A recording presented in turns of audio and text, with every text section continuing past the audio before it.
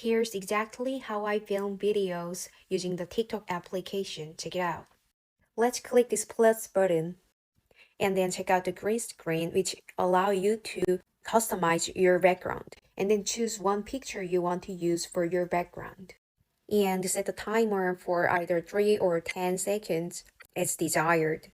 And if you want to use filter on your face, now it's time for you to try it.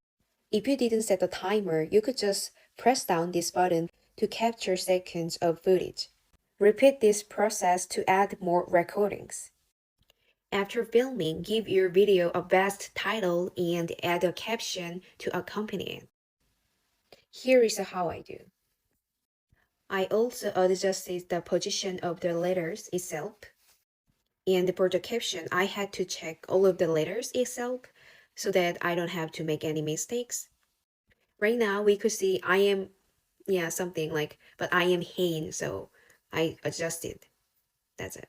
And also strategist, right? That's it. Follow for more. I'm gonna post about how to get rid of watermark on TikTok videos. So please stay tuned, okay? Bye for now.